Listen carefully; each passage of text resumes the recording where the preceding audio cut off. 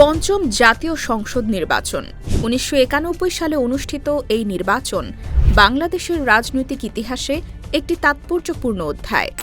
সামরিক শাসক general HM. এরশাদের পতনের পর এই নির্বাচন আয়োজন করা হয়। এটি ছিল বাংলাদেশের ইতিহাসে প্রথম সাধারণ নির্বাচন, যা সব রাজনৈতিক দলের সম্মতিতে একটি নিরপেক্ষ প্রশাসনের অধীনে অনুষ্ঠিত হয়। এ সময় আওয়ামী লীগ, বিএনপি দুই প্রধান রাজনৈতিক দল পরস্পরের মধ্যেও তেমন আক্রমণাত্মক ছিল না। এ নির্বাচনে আওয়ামী লীগের নেতৃত্বে ৮ দলীয় জোট, বিএনপির নেতৃত্বে ৭ দলীয় জোট এবং বামপন্থী ৫ দলীয় জোট অংশগ্রহণ করে। এসব জোটই এর আগে এরশাদ বিরোধী আন্দোলনে সক্রিয় ভূমিকা পালন করেছিল। নির্বাচনে জয়ের ব্যাপারে আওয়ামী লীগ ছিল বেশ আত্মবিশ্বাসী। ইশতেহারে আওয়ামী লীগ ক্ষমতায় গেলে ১৯৭২ সালের সংবিধান পুনর্বহাল এবং সংসদীয় শাসন ব্যবস্থা চালুর প্রতিশ্রুতি দেয়। বিভিন্ন জনসভায় শেখ হাসিনার বক্তব্যে নির্বাচনের জয়ের ব্যাপারে দৃঢ় আশাবাদ স্পষ্ট ছিল। খুলনায় এক নির্বাচনী সমাবেশে শেখ হাসিনার বক্তব্য উদ্ধৃত করে দৈনিক ইত্তেফাক শিরোনাম করেছিল, দেশে বিদেশে রব উঠিয়াছে, আওয়ামী লীগ ক্ষমতায় যাইবে। অন্যদিকে বিএনপি নেত্রী খালেদা জিয়া নির্বাচনী প্রচারে উন্নয়নের প্রতিশ্রুতির পাশাপাশি আওয়ামী লীগ সম্পর্কে নানা সতর্কতামূলক বক্তব্য দেন। প্রচারাভিযানের শেষ দিকে ঢাকার মানিক মিয়া এভিনিউতে এক সমাবেশে তিনি বলেন, আমাদের হাতে স্বাধীনতার পতাকা, অন্যদের হাতে গোলামের জিঞ্জির।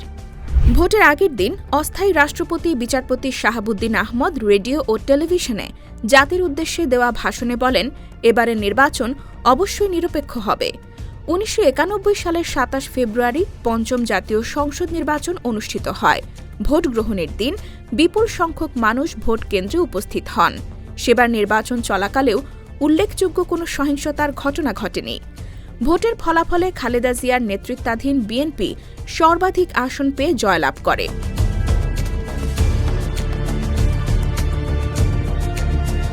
তবে কোনো দলই এককভাবে সরকার গঠনের মতো সংখ্যাগরিষ্ঠতা অর্জন করতে পারেনি তখন।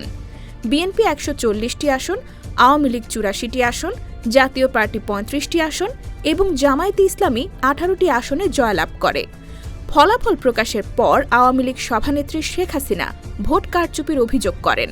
তিনি বলেন, কালো টাকা, সন্ত্রাস এবং অদৃশ্য শক্তির সঙ্গে ষড়যন্ত্রের মাধ্যমে জনগণকে প্রকৃত ফলাফল থেকে বঞ্চিত করা হয়েছে।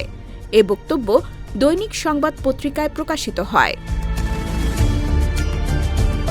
এ সময় আওয়ামী লীগের পরাজয়ের কারণ নিয়ে দলটির তৎকালীন নেতা ড. কামাল হোসেনের একটি চিঠি ব্যাপক আলোচনার জন্ম দেয়। তিনি বলেন, অতিরিক্ত আত্মবিশ্বাস, আত্মম্ভীরতা এবং কর্মবিমুখতার কারণেই দলটি নির্বাচনে পরাজিত হয়েছে।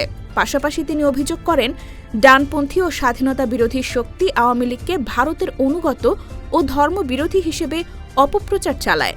তার বিপক্ষে দলের প্রচারণা ছিল দুর্বল।